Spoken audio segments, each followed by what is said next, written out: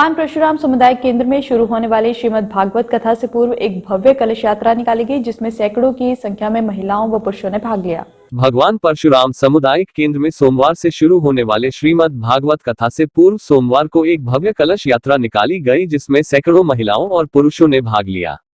इस मौके पर कथा व्यास बरसाना धाम से आए श्री श्याम सुंदर ठाकुर जी महाराज भी विशेष रूप से उपस्थित रहे।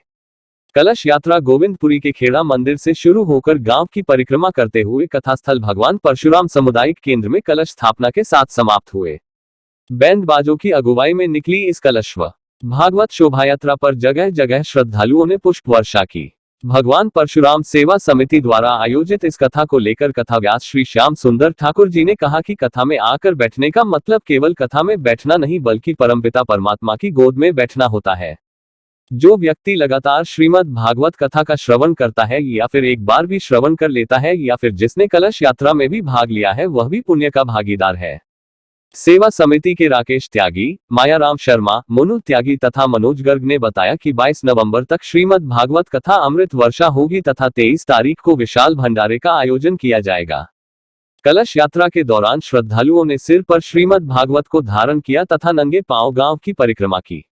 इस दौरान रास्ते में भगवान श्री कृष्ण के जयकारों से श्रद्धालुओं में और अधिक उत्साह का संचार हुआ।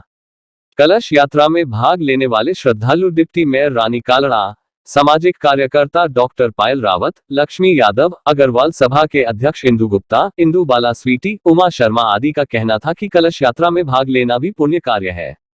यह सौभाग्य भी उन्हीं लोगों को मिलता है जिन पर प्रभु की विशेष कृपा होती है।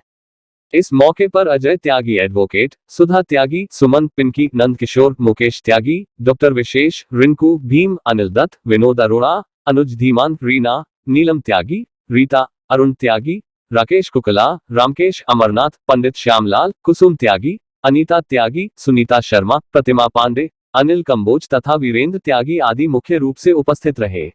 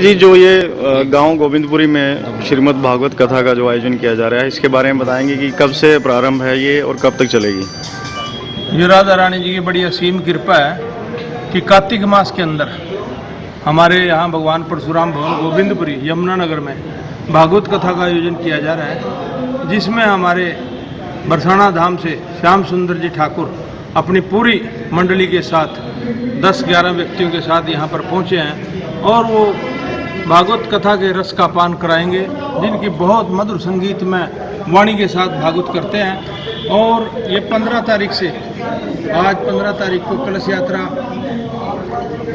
का शुभारंभ हुआ। कलश यात्रा के बाद कल 16 तारीख से 22 तारीख तक भागवत कथा का भगवान परशुराम के भवन के अंदर गोविंदपुरी में इसका कथा का आयोजन किया जा रहा है, जिसका समय दिन में 2 बजे से शाम 6 बजे तक भागवत कथा का समय रहेगा। मेरी सभी नगर निवासियों से और सभी प्रेमियों से प्रार्थना है, प्रभु प्रेमियों से, कि वो इस कथा में पहुंच करके अपने जीवन को धन्य और सफल बनाएं, क्योंकि ये भगवान की, राधा रानी की बड़ी असीम कृपा है कि बरसाना धाम से हमारे स्वामी जी हमारे श्याम सुंदर ठाकुर जी हमारे बीच में कथा का रसापान कराएंगे। हमारे लिए बहुत सौभाग्य की बात है। हम सब धन्य हैं यमुनानगर निवासी कि इस प्रकार हमारे बीच में ऐसे रसकाचार्य और भगवताचार्य यहाँ पर पहुँच रहे हैं और उनके कथा के में पहुँच करके अपने जीवन को हम धन्य बनाएंगे। बोल बाके बिहारी लाल की जय।